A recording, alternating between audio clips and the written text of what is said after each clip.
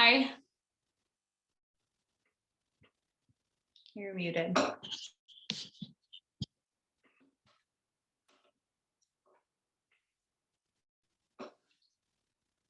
Hello. Okay. Can you hear me? Yes, I can. Okay, cool. Okay, is there anything we need to talk about before we start letting people? I think we're good. Okay. Yeah, I think I'm probably just gonna let like Siobhan and Paulina into the waiting room, but wait to let everyone else in until 4 o'clock sharp. Yeah. Okay. But yeah, are you down to do the fact for today? Yeah. We can. Yeah, I'm going to talk about American dippers. Great. I love that. Maybe we like switch off doing the intro and the fact. Would that be cool? Yeah, Unless that sounds you just good. have like all these facts lined up. No, I mean, I can always pull some out, but yeah, no, this one I've been writing about them, so it was on the top of my head. But you're still going to do the intro today though, right? Yeah. Yep. Okay, cool. For sure. Okay, sounds good. All right, I'm gonna let Siobhan in. Okay, good. I can finally meet her.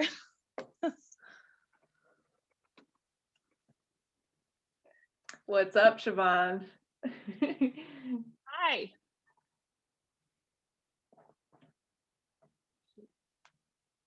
Hello. Hi. How's it going?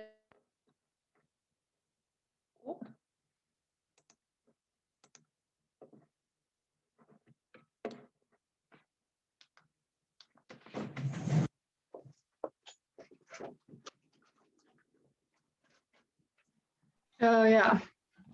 Oh, there she is. It's nice to meet you. Yeah.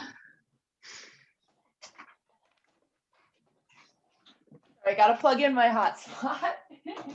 Yeah, that notoriously crappy flat internet. Oh yeah. I don't know how you guys have like 6 people in there sharing internet, right? It's absolutely awful. I can't do anything without a hotspot from the library. So. Oh my gosh. Oh, there's Paulina. Hi. Paulina. Hi. That's a new background. I don't think I've seen you take any Zoom calls in front of that. Oh boy, I didn't hear anything you said. Just off. Oh. I'm gonna keep everyone in the waiting room till 4 besides you guys. Love that. I've been wandering around my house, like trying to find out where the good light is, and it turns out there's no good light at this time of day in my house. So I'm feeling like I'm emerging from the shadows a little bit. No, it looks good. The plant adds a lot. Oh yeah, I brought that in from the other room. Nice. I brought this in. I found a hidden decoy sitting in like the shadows of our kitchen. It's like, I take you out. I love it. You guys know where, like, there's probably a way to let everyone in from the waiting room at once, right? Yeah, there must be. I've only ever done it one by one, but really? there's gotta be. There's not. There's usually an admit all. Sam says there should be an admit all button somewhere. Ah, where might that be? The top of the participants. Open Oh, participants? Oops.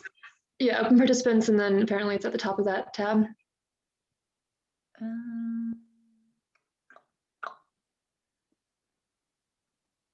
Oh, Claire T got in. How'd you get in, Claire? Interesting.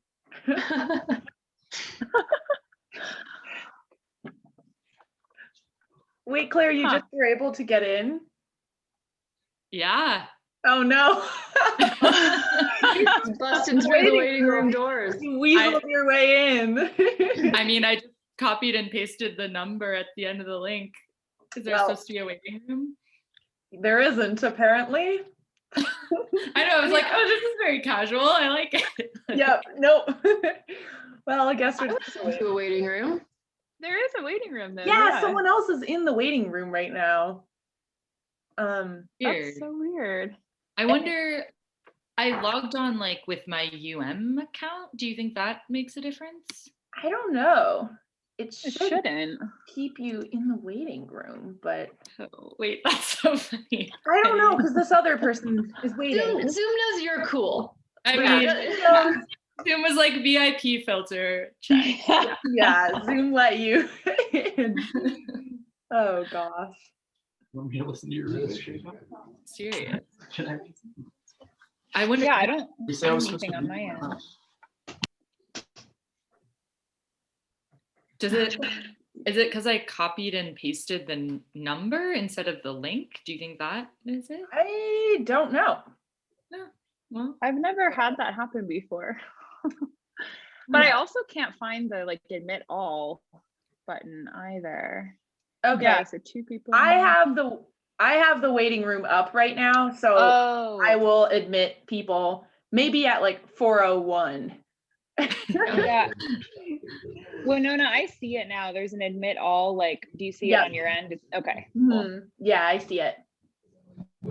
Sweet. Well, And is Claire, there like going to be welcome. some like pinning the reader sort of like the view where like you're gonna like pin me and Paulina?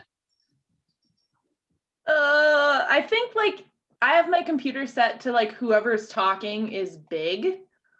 Yeah, I guess okay, but like if I don't know if that'll do that for everyone. Yeah, Wait, right. Sam's gonna come help because he does this for Second Wind. Great. It's Sam's gonna come help and we'll keep everyone in the waiting room until If you by the names in the participant tab, Great. there's an option to spotlight for everyone. Oh, no, are you hearing that? Yeah, so there's an option Okay. to So like by your name, right, when you're introducing, or then like by my name when I'm reading, you can just hit the spotlight for all. what is the spotlight for all? There's like maybe more. I can rename myself. Oh, spotlight for everyone. Yeah, that one. Are you seeing this, Zoe? Yeah, it's in so that more tab, like if you hover over yourself under that more arrow, there's a chat, stop video, and then spotlight for everyone. I don't see that, but do you want to do the spotlight? Yes.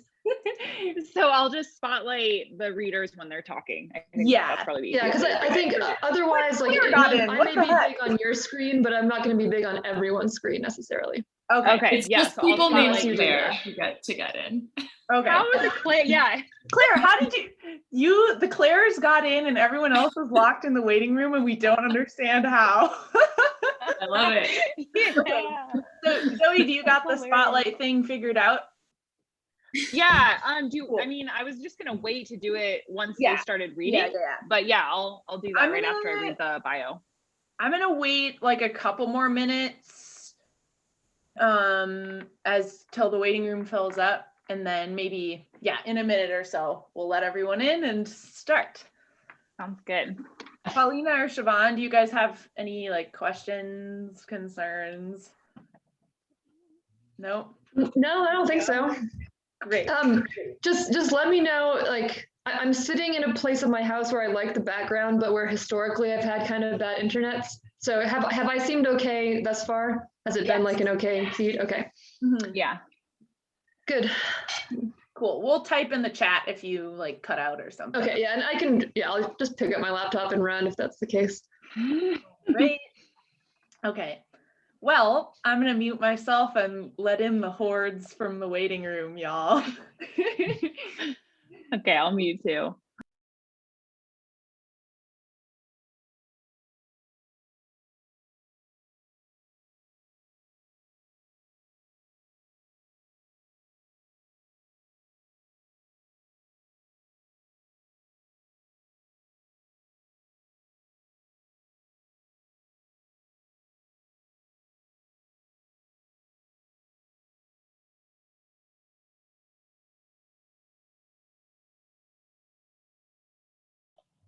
Hey guys. Hi.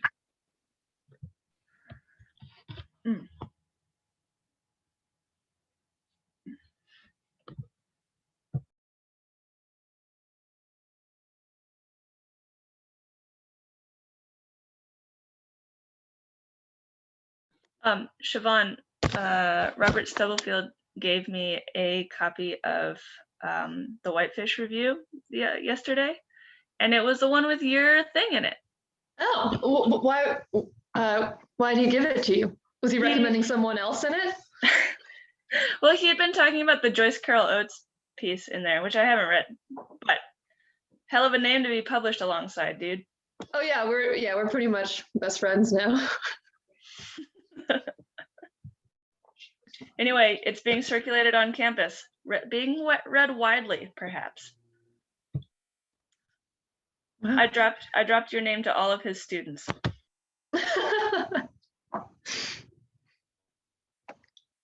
There's a copy circulating in Seattle as well. I left it behind. Great. Yeah. You guys and my grandmother are the only people to have read it. The only people that matter, frankly.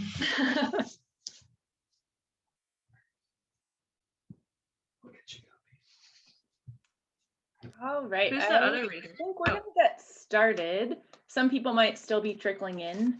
But welcome to Wild Mercy. I'm Winona, and you can see Zoe in her little Zoom box over there. We're the co-editors of Camus Magazine, which is part of the Environmental Studies Department.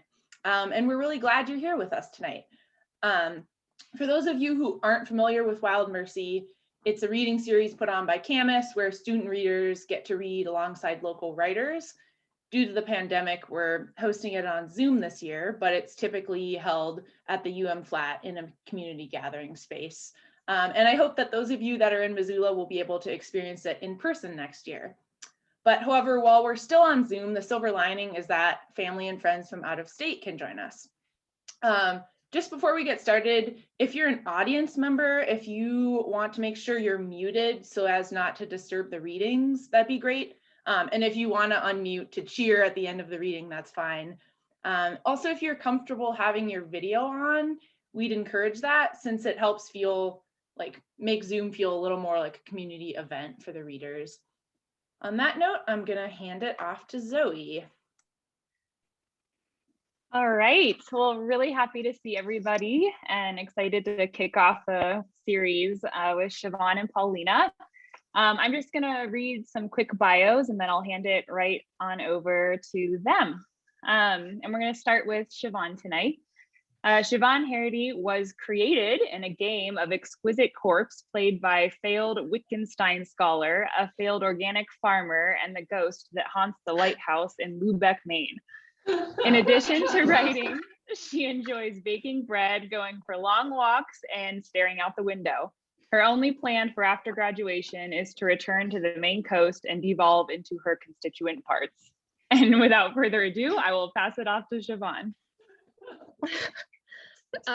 Thank you. Thanks for the introduction.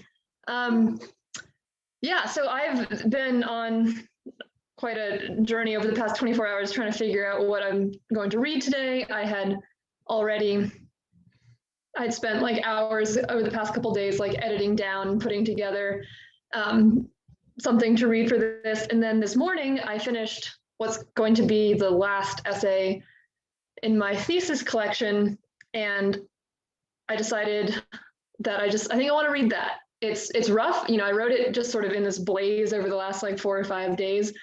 And it has not really had any significant polishing, but it's also, I think, I decided I just want to sort of throw it out there into the world. And, it's something that at least has the benefit that, some people in the audience have been in workshop with me here. So this will at least be something that no one has heard before or read before.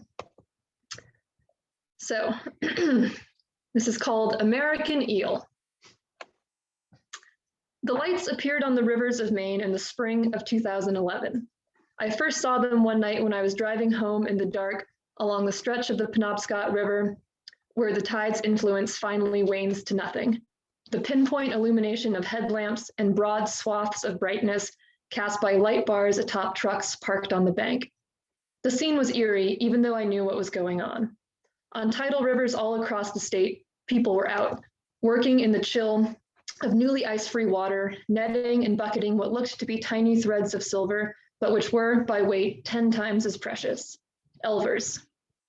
Elvers, also known as glass eels, are a juvenile stage of Anguilla rostrata, the American eel. The species can grow up to 5 feet long and weigh more than 15 pounds, but eels are generally not caught as adults. Rather, they are sieved out of the water when they resemble short strands of vermicelli, raised to adulthood in aquaculture operations in Asia, and then eaten around the world. Order unagi in a restaurant in Portland, and the eel on your plate has likely returned to Maine after a several-year, nearly antipodal detour.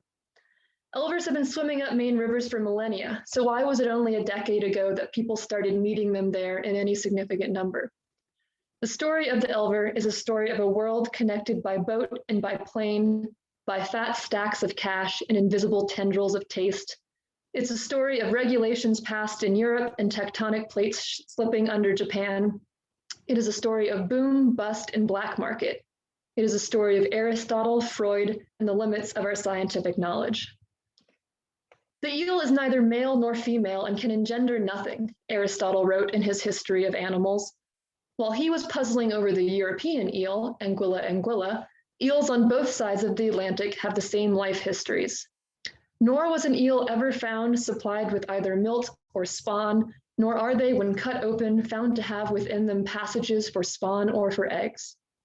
An early empiricist, Aristotle was working from whats to whys, from observable facts to explanations. If eels were incapable of mating and reproducing, they must come to exist by other means. Aristotle posited that eels grow spontaneously in mud and in human ground. In fact, eels have at times been seen to emerge out of earthworms, and on other occasions have been rendered visible when the earthworms were laid open by either scraping or cutting. It sounds laughable now, but this theory of spontaneous generation was used for centuries to explain the existence of all sorts of animals whose sexual processes could not be readily observed.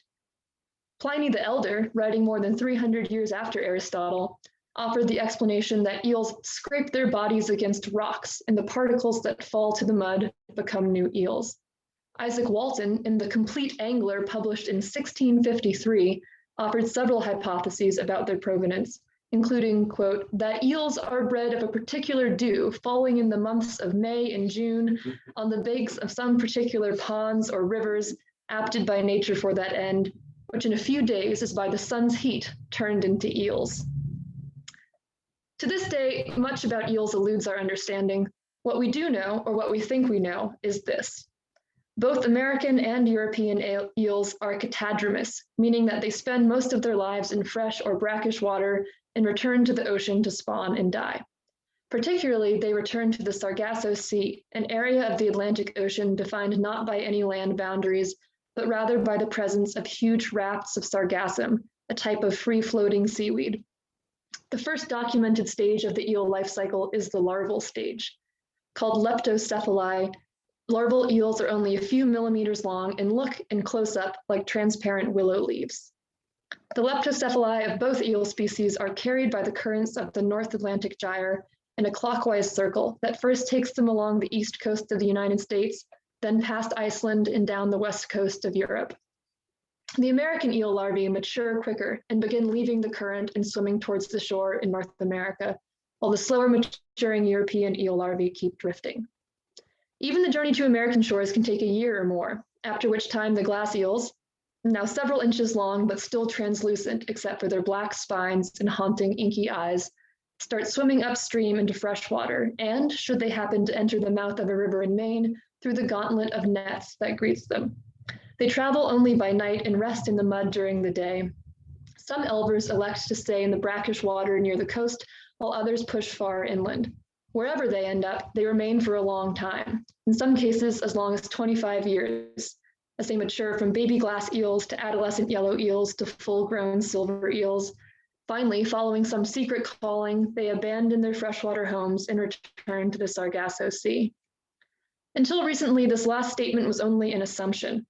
During the first 2 decades of the 20th century, a Danish scientist named Johannes Schmidt sailed all around the Mediterranean and the Atlantic, trawling for leptocephali and charting his course in the direction the smallest larvae seemed to be coming from. Finally, in 1921, he found himself in the Sargasso Sea among the tiniest leptocephali and declared that to be the breeding ground of the elusive eel. For nearly a century, scientists took this as fact, even though no eels had ever been seen mating there. In fact, no adult European or American eels had ever been seen in the ocean at all. It wasn't until 2015 that a group of scientists attached radio transmitters to 38 eels captured. They were all then released along the coast of Nova Scotia. 10 transmitters immediately went dark. 27 transmitters showed the eels heading south and east along the continental shelf for a time and then blinked out one by one. But one transmitter showed an eel swimming 1,500 miles south over the course of 45 days to reach, as long hypothesized, the northern edge of the Sargasso Sea. However, many of the questions surrounding eel reproduction that troubled the best minds of antiquity remain unanswered. Eels have still never been observed mating and will not do so in captivity. In the 17th century, an Italian anatomist found a female egg-bearing eel, but more than a century passed before an eel was found with male reproductive organs. In one of history's many strange footnotes, perhaps the most prolific seeker of eel testicles was none other than a 19-year-old Sigmund Freud. As a zoology student working at a research station in Trieste, Italy, he spent a summer pawing through the innards of some 400 unfortunate eels without finding what he was looking for.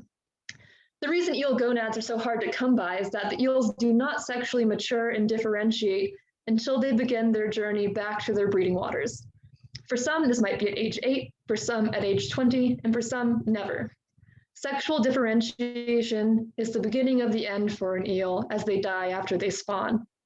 Eels in captivity, who aren't able to answer the call of a sargasso, never fully mature and thus live lifespans 10 times as long as some of their wild counterparts. The oldest American eel on record lived to be 88, and one European eel that was kept in a well in a Swedish village reportedly lived for 155 years.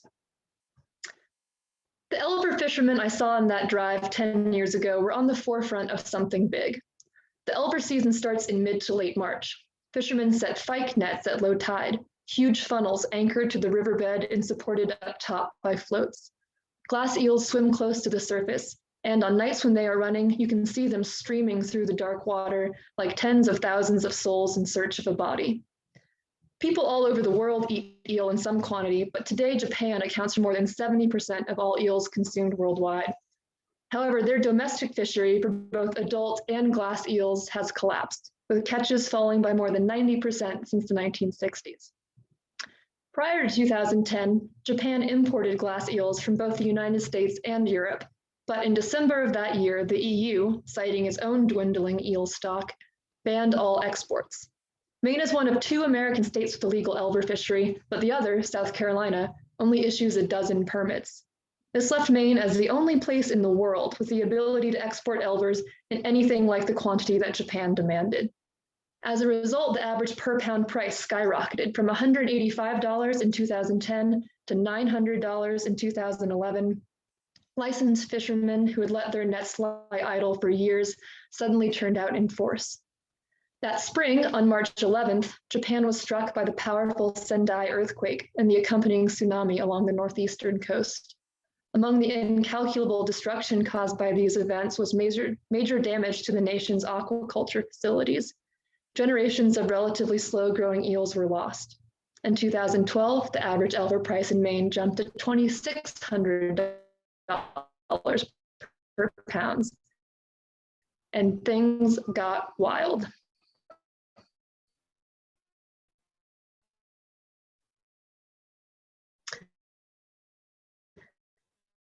At the time, there were no catch limits for permitted fishermen and no regulations governing the process by which fishermen sold their catch. Middle reward grew number of midlets. In 2012 and 2013, there was just I'm cutting out a little.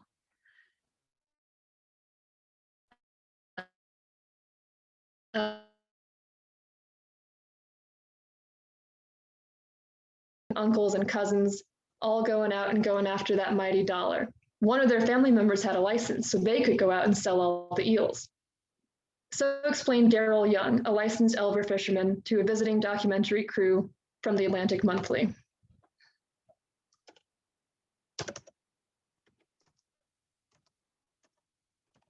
Sorry, I'm trying to figure out if I'm cutting out on people. Okay, You're clear. great.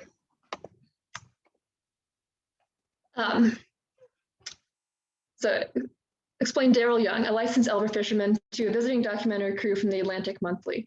We're so poor here, he went on. We have no money. So when you're sitting there thinking that the eels are worth $2,000 a pound, a little cup full of eels, you know, you could go and get a quarter of that and fill your refrigerator with food, pay some bills maybe.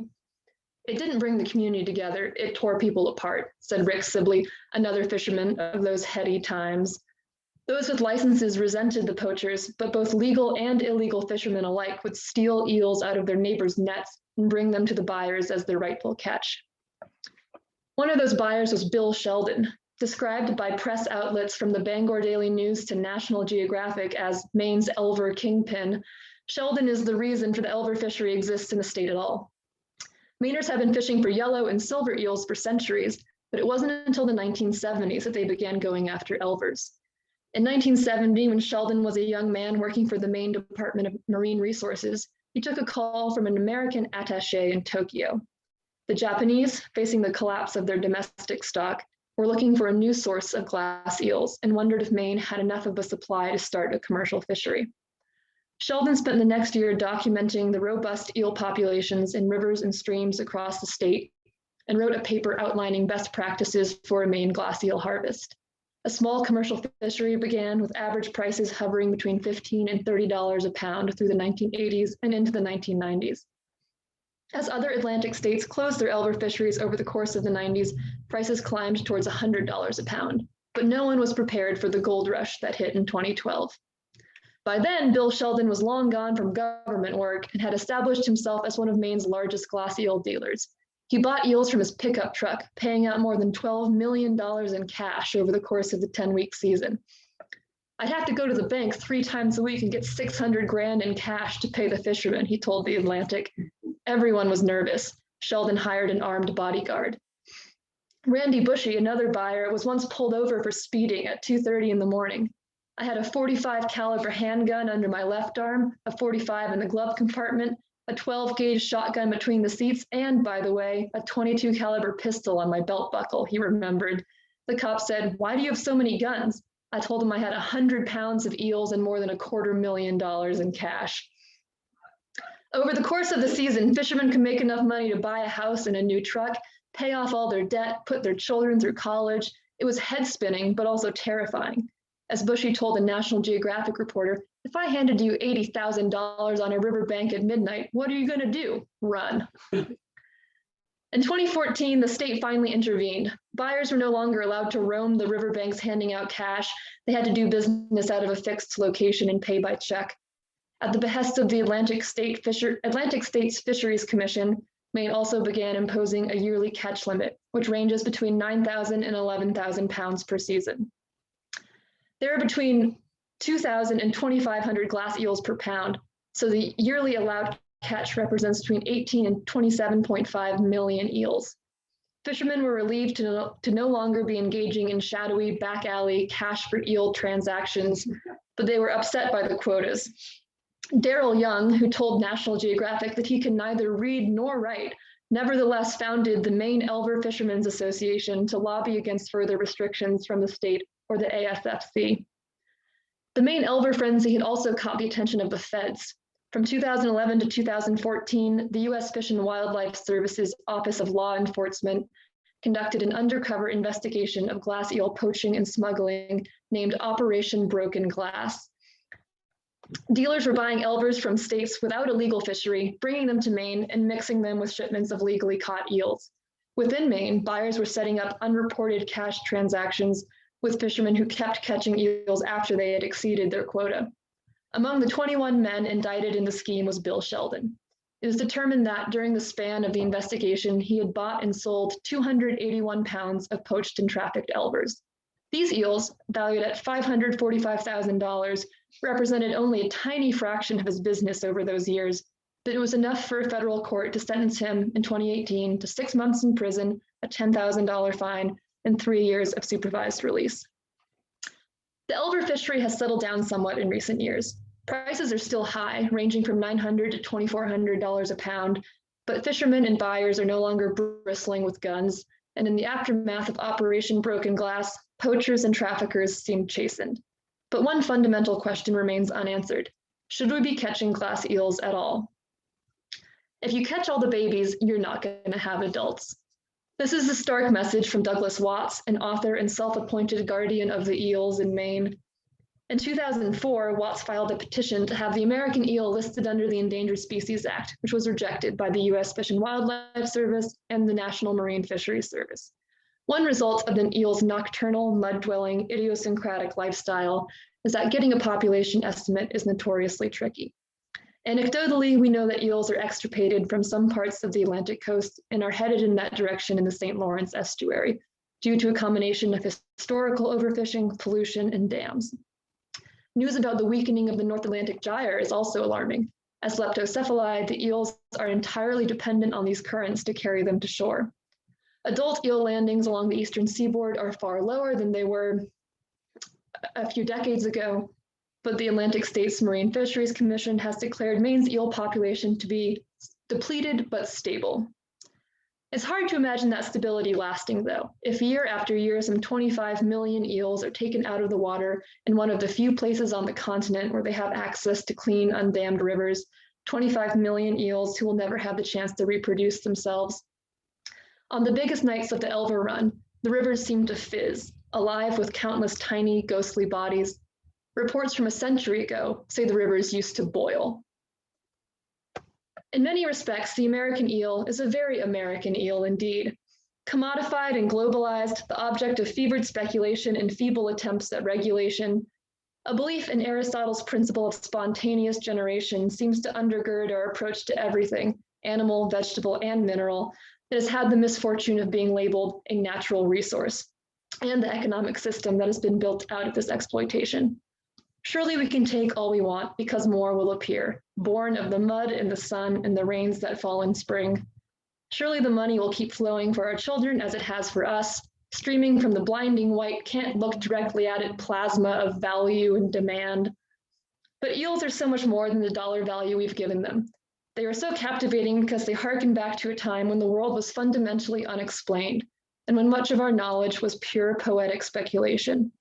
In the 21st century, even in the 21st century, eels remain an unyielding primordial mystery. How do they move and how do they mate? Where do they come from and where do they go? Once an eel turns silver and begins its migration back to the Sargasso Sea, its stomach disappears. It becomes a single-minded ascetic ribboning through the dark Atlantic waters. Eels captured in this state have survived for more than 4 years without eating. Aristotle wrote that eels, when removed from the water, can live for 5 or 6 days, for a longer period if north winds prevail, for a shorter if south winds. While this is something of an exaggeration, they can survive on land for hours, slithering around like snakes. It makes sense that for millennia, people have looked at eels and asked, what the hell is that? And I think this is good, this sort of epistemic humbling that our species needs more of. The eel seems to be living proof of the Sartrean maxim that existence precedes essence. We may never fully know the eel, never be able to reduce its nature to some irreducible core. What is important and undeniable is that, for now at least, the eel does exist, a thing apart, a strange, slippery singularity. Wow, thank you so much. Woo! Yeah, I'm going to encourage everyone to shower our readers in chat and icon love, and feel free to unmute right afterwards and do snaps if you want. That was so great, Siobhan. Thank you so much. Yeah, thanks. I'll never think about them the same way. Yeah, thanks. I would like to thank my in-person studio audience of 2. Awesome. Thanks, that was so great. All right, well, I think we will move on to our second reader, but I'll, as I read the next biography, we can continue soaking up our newfound eel facts. I probably will never order sushi again with eel on it. All right, we're gonna move into Paulina's reading. Paulina Jenney was born and raised in Flagstaff, Arizona. Prior to joining the Environmental Studies Master's program at the University of Montana, she lived and worked as a farmhand, builder, bartender, and caretaker in countries across the Americas. Her writing has been featured in Camus, Terrain, and Conservation.org. And without further ado, Paulina, I'm going to turn it over to you. I will unmute myself. Hi, thanks, Zoe. And Siobhan, that was amazing. Thank you so much. That was wild. I feel like I've really been on an eel journey. I almost need a minute, I think. Yeah, so I decided for tonight that I'm going to read 2 poems and a short essay. Poems because it's just not really a side of myself that I get to indulge much in grad school, so I'm going to take the opportunity to do that. So yeah, I'll just go ahead and start. The first one is called Harvest Moon. Today is the 18th full moon since the first one in the park. The grasses glinted silver, hummed with the knowledge of company. I told you, odds are we're related. We come from such similar places. Somewhere between this moon and the last, a light flicked on between us. Cold, omniscient, too bright to ignore. Today, Angie came home from the hospital. Somewhere in her body, an orb bloomed. In her chest, her liver, her groin. She fills with hollow rocks. She becomes light, round, drifts in the vast space of the sterile room after the flowers have been loaded in the car. Tomorrow, or at least someday, there will be plans, like who will take Grace, what becomes of the dogs, which dinners to carry up the hill, like which one of us will eventually leave the other. Tonight, we climb up onto the mound of dirt and watch the moon rise through the leaves of the sunchokes, reflecting on the glass walls of the greenhouse. We hold each other, a small howl escapes my lips and vanishes. A white hole punches through a world haunted the plum color of dusk. So there's the first one. Feels a little bit like a vibe shift. So I'm sorry if that feels like a bit abrupt. So the next one I'm going to read is, I wrote it a long time ago, but because the essay I'm going to follow it with is about my dad, I thought I would read a poem I wrote about him like almost 10 years ago as sort of like a small introduction. So this one is called Sinking and Drowning Are Not the Same. Before Father's Day, I found a receipt for an industrial power washer on the coffee table. It boasted 3,000 pounds per square inch and a relief valve to protect the pump from overheating. Dad's hometown sits deserted on the border of Mexico. He tells me it's seen more rain than ever this year. I learn the water created sinkholes in the local graveyard and wonder at what point ghosts turn to steam. When he learned his crewmates died, the lone survivor of the Granite Mountain hotshots sunk into himself. An abandoned truck rang out with the calls from the members of 19 families. The woods still lost the rain they'd been saving. His 2-year-old daughter buoyed herself in the lake he'd dreamed to douse them all. My father walks down our driveway, past corrugated trailers and the woodshed he built to keep our pitch pine dry, to pressure wash his truck in the middle of monsoon season. Reams of water press over his windshield, chasing the grime at 250 degrees. I watch him revel in the gift he bought himself and wonder, when does living alone lose its novelty? Okay.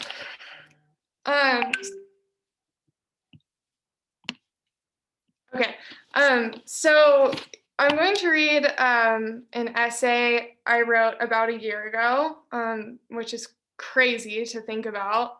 I wrote it, around like the end of April, I suppose, which was like really the beginning of the pandemic. And as I was like looking through things, like trying to decide what to read, I like debated a lot about whether or not I wanted to read an essay about the pandemic, because I feel like we've read a lot of essays about the pandemic at this point. And maybe we're all sort of sick of thinking and talking about it. But I do think, like, I don't know, it's just really maybe a moment, at least for me, to like go back and think about what it felt like when the pandemic was really recent. Like I think that the way that I speak about it now is like really tired, and it's hard to not think about coronavirus as like a trope, but remembering now on like the year anniversary of when it all started going down, like how it felt when it was really raw, I think has been a good exercise for me. So I'm going to share this essay, and it's called On Losing John Prine.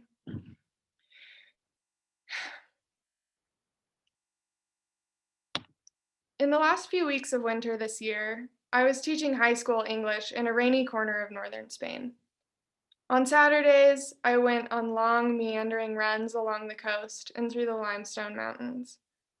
On Sundays, I made a big pot of vegetable soup, which I ladled into individual jars and ate all week. I baked bread, I did the crossword, I read the New York Times and El País. In the last few weeks of winter, I watched coronavirus creeping up the headlines. On Mondays, I went to school and I reminded my students to wash their hands. Raul looked at me incredulously when I told his class of 11-year-olds that they should stop hugging people. But what about my grandma? He asked. Especially not your grandma, I said. I designed assignments that my students could work on from home, if necessary, in case school was canceled for a day or a week. And then on the second Friday in March, I got an email that told me I didn't have a job.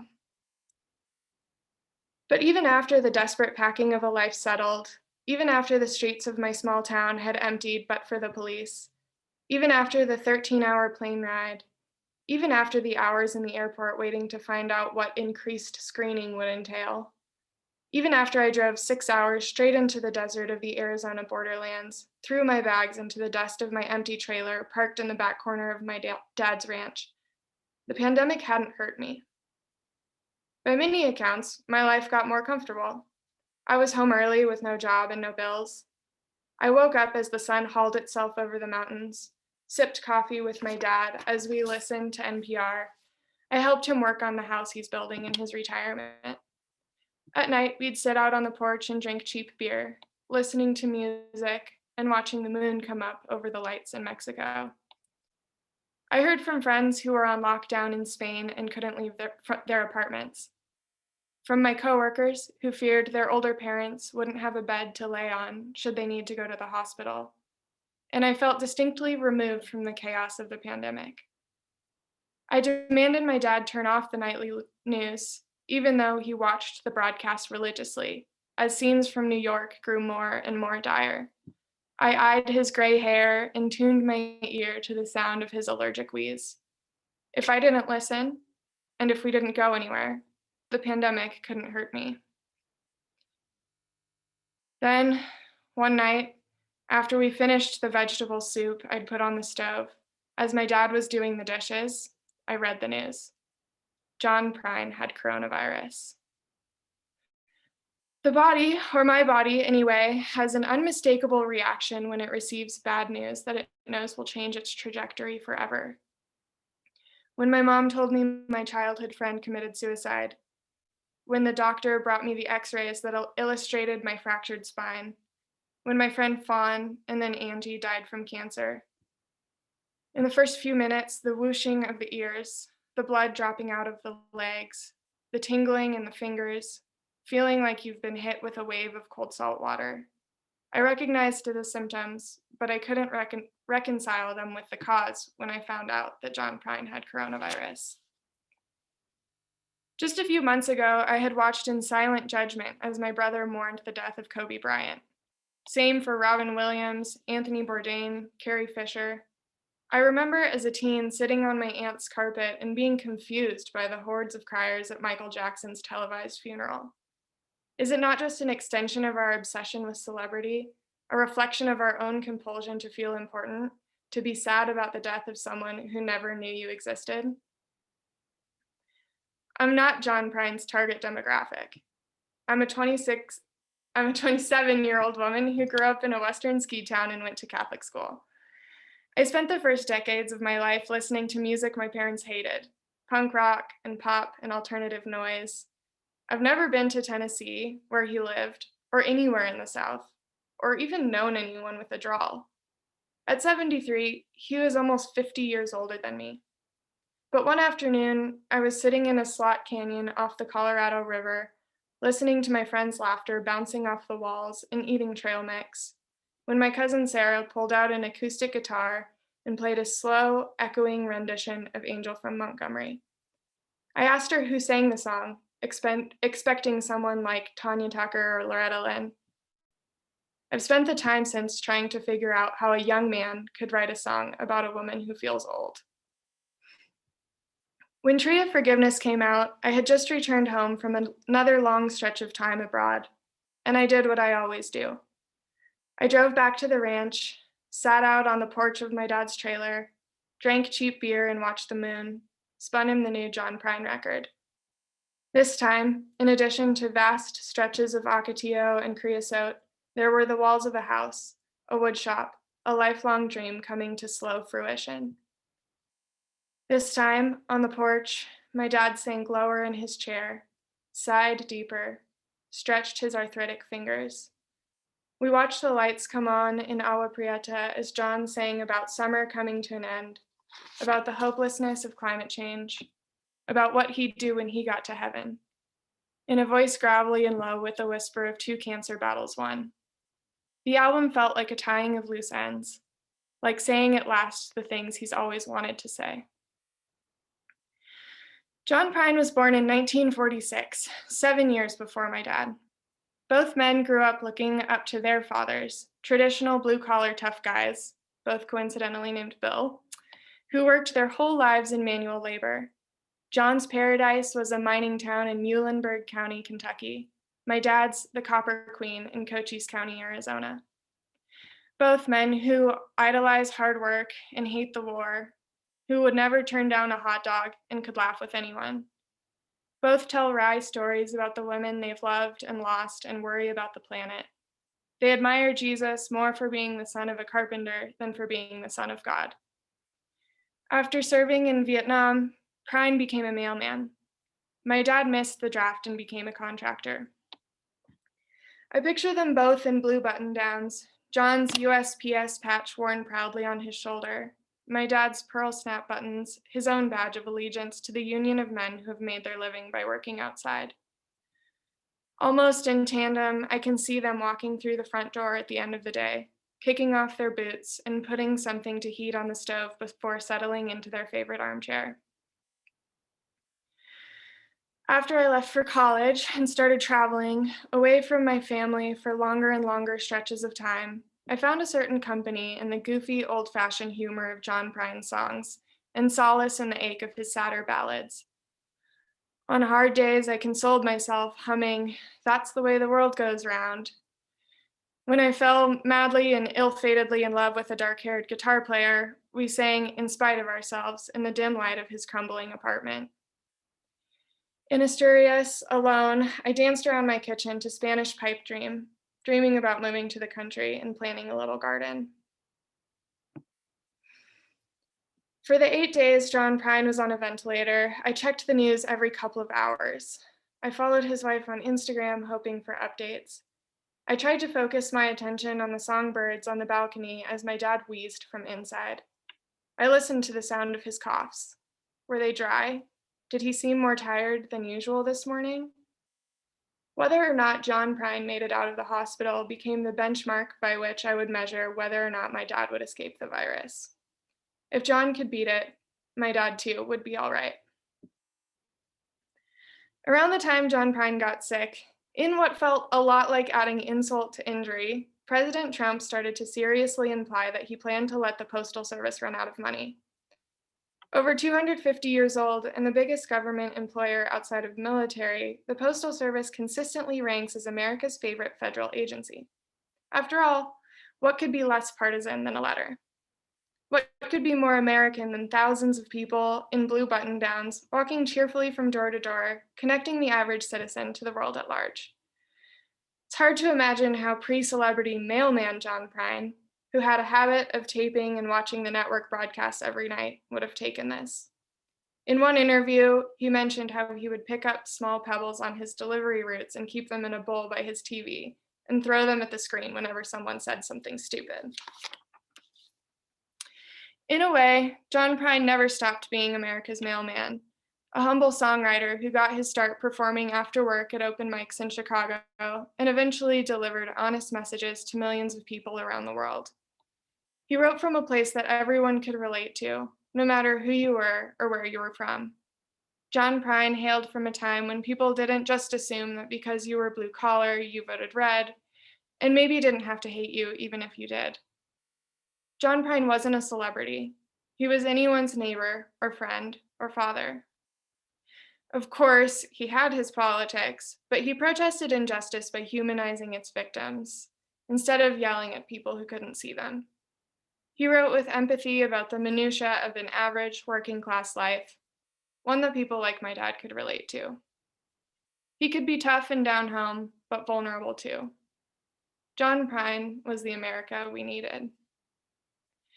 And maybe what I'm trying to say is my dad is the America we need.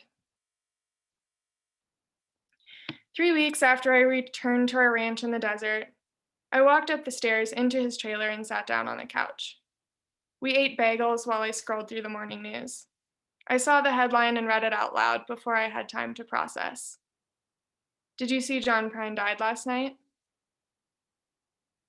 In the space between finding out he was sick and reading the news that morning, unrelenting tragedy had settled over the country like a thick blanket. Saying that John had died only felt heavy, inevitable, like a small shifting under all that weight.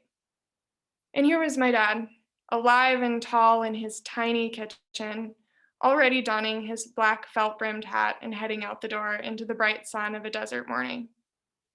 Oh, no, he paused, then added in a sad, quiet voice, well, I guess he was living on borrowed time.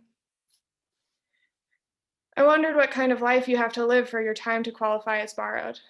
Beat cancer twice and dream about smoking 9-mile-long cigarettes? Spend 50 years in construction, getting occasionally knocked by heavy machinery and breathing lungfuls of toxic chemicals? Be over 65 and asthmatic in 2020? The time my dad has borrowed is the time we need. Time to go outside, to put our hands in the dirt, to slowly and patiently learn to repair what has been broken. Water lines, rusted gates, our fractured sense of communal understanding. My eyes welled up on and off for the rest of the day as I finished taping the drywall in the wood shop. That night, after dinner, my dad and I kicked off our boots, sat on the porch, drank cheap beer, and watched the moon come up over Mexico, listening to, well, who else?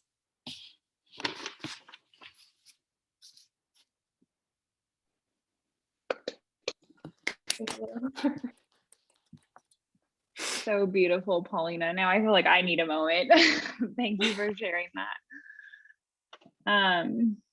Yeah, I just want to really thank both of you for sort of putting yourselves out there and sharing so much information with us, both heartfelt and journalistic and mesmerizing. And I'm sure that everybody that's here is going to take a lot from both of these readings. So again, thank you so much. That sadly and beautifully concludes our first series of Wild Mercy, but we'll be doing this every week on Fridays at 4. And for another tone shift, sorry to jerk you guys around, but we're going to end on a bird fact. So in case you've never heard of the American Dipper, it's the only diving songbird in North America, which is pretty cool. And they have a couple underwater adaptations. because they do dive and they eat aquatic invertebrates, which if you've never seen it, go to the rattlesnake and watch them. It's amazing. But they have flaps of skin that cover their nostrils when they go underwater so that they don't inhale a bunch of water. And they also have extra hemoglobin in their blood so they can keep more oxygen in there so they can go on long dives. And then they also have a special gland that produces oil so that they can waterproof their feathers. So a lot of the time when you see water birds that are like preening all the time, that's what they're doing. So just wanted to share that as our final note. But thank you so much, everybody, for being here. And we hope to see you in Wild Mercy series to come. Thank you, everyone. Thanks, Zoe and Winona. Zoe, we love a good bird fact. Thank you. You're welcome.